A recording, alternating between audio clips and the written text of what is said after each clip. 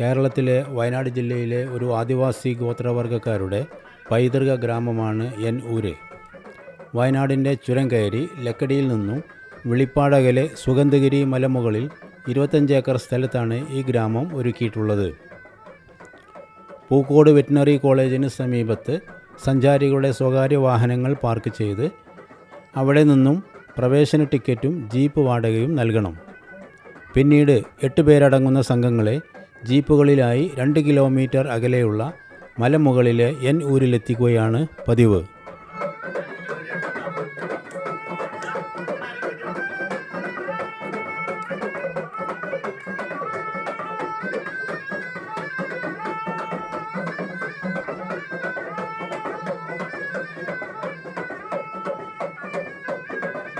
കേരളത്തിൽ അധിവസിക്കുന്ന ഗോത്രവർഗ്ഗക്കാരുടെ സമ്പന്നമായ സംസ്കാരവും പൈതൃകവും ജീവിത രീതികളും മറ്റും സഞ്ചാരികൾക്ക് കാണാനും മനസ്സിലാക്കാനും പഠിക്കാനുമുള്ള സ്വർണ്ണാവസരമാണ് ഇവിടെ ഒരുക്കിയിട്ടുള്ളത്. ഉയർന്ന കുന്നുകളുടെ പശ്ചാത്തലത്തിൽ വൈക്കോൽ മേൽക്കൂരയുള്ള പരമ്പരാഗത 10 ആദിവാസി കുടിലുകൾ, ആദിവാസി കലാകാരന്മാർക്ക് അവരുടെ കഴിവുകൾ പ്രകടിപ്പിക്കാനും മറ്റും 300 പേർക്കിരിക്കാവുന്ന ഓപ്പൺ എയർ തിയേറ്റർ, ഗോത്രവർഗ്ഗക്കാർക്ക് അവരുടെ ഉൽപ്പന്നങ്ങളായ കരകൗശല വസ്തുക്കൾ, വനവിഭവങ്ങൾ, കാർഷിക ഉൽപ്പന്നങ്ങൾ, മുള ഉൽപ്പന്നങ്ങൾ, പച്ചമരുന്നുകൾ, തേൻ, ഔഷധച്ചെടികൾ, ചൂരൽ ഉൽപ്പന്നങ്ങൾ മുതലായവ വിൽക്കുന്നതിനുള്ള സ്റ്റാളുകൾ സജ്ജമാക്കിയിട്ടുണ്ട്.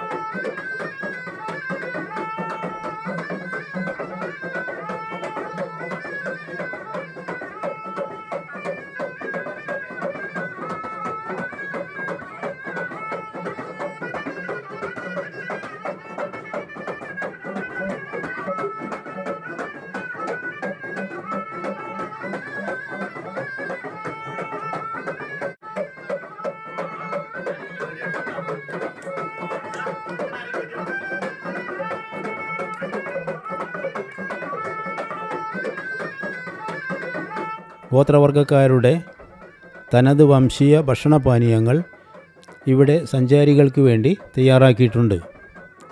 2 കാഫ്റ്റീരിയകൾ ഇവിടെ സജ്ജീകരിച്ചിട്ടുണ്ട്. ഉൽപ്പന്നങ്ങളും കരകൗശല വസ്തുക്കളും മറ്റും സൂക്ഷിക്കാൻ വെയർ ഹൗസുകൾ ഒരുക്കിയിട്ടുണ്ട്. ഗോത്ര പൈതൃകങ്ങളെ തൊട്ടറിഞ്ഞുള്ള നടപ്പാത, ചുവർച്ചിത്രങ്ങൾ, കലാരൂപങ്ങൾ, ചിത്രങ്ങൾ എന്നിവ ഈ വഴിത്താരകളിൽ സന്ദർശകർക്കായി തയ്യാറാക്കിയിട്ടുണ്ട്.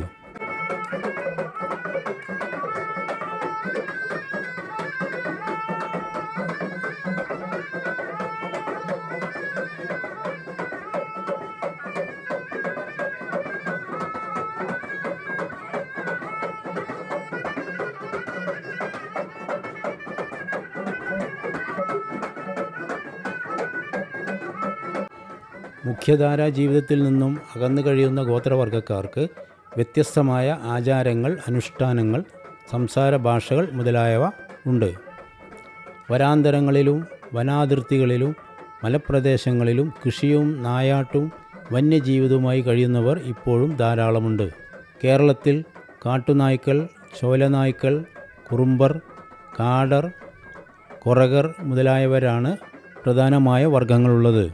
മലപ്പുറം ജില്ലയിലെ നെടുങ്കയ വനത്തിലാണ് ഇവരിൽ പ്രധാനമായ ചോലനായ്ക്കന്മാർ വസിക്കുന്നത്. വയനാട്, കോഴിക്കോട്, മലപ്പുറം ജില്ലകളിൽ കാട്ടുനായ്ക്കന്മാരും, തൃശ്ശൂർ, പാലക്കാട് ജില്ലകളിൽ കാടരും, പാലക്കാട് അട്ടപ്പാടിയിൽ കുറുമ്പരും, കാസർഗോഡ് ജില്ലയിൽ കൊറകരും താമസിച്ചു വരുന്നു. ഇവ കൂടാതെ അടിയൻ, പുലയൻ, ഉരുളൻ, കുറിച്ചൻ, വേടൻ, മലക്കുറവൻ, മലയൻ, പണിയൻ, ഊരാളി, ഉള്ളാടൻ, മലവേട്ടുവൻ മുതലായ വിഭാഗക്കാർ വിവിധ സ്ഥലങ്ങളിൽ താമസിച്ചു വരുന്നു. കേരളത്തിൽ 37 ആദിവാസി വിഭാഗങ്ങളുണ്ടെന്നാണ് സർക്കാരിൻ്റെ കണക്ക്.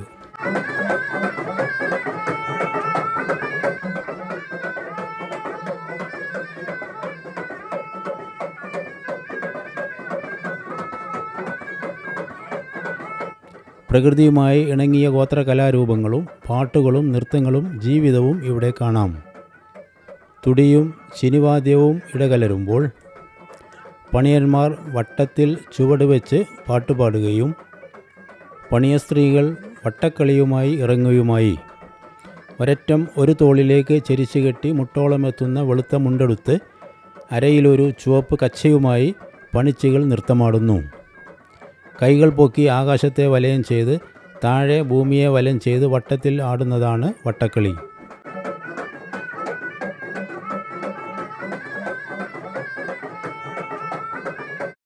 നെല്ല് കുത്തി അരിയാക്കുന്ന പുരാതന ഗോത്ര രീതി സന്ദർശകർക്ക് കാണിച്ചു തരുന്നുണ്ട്.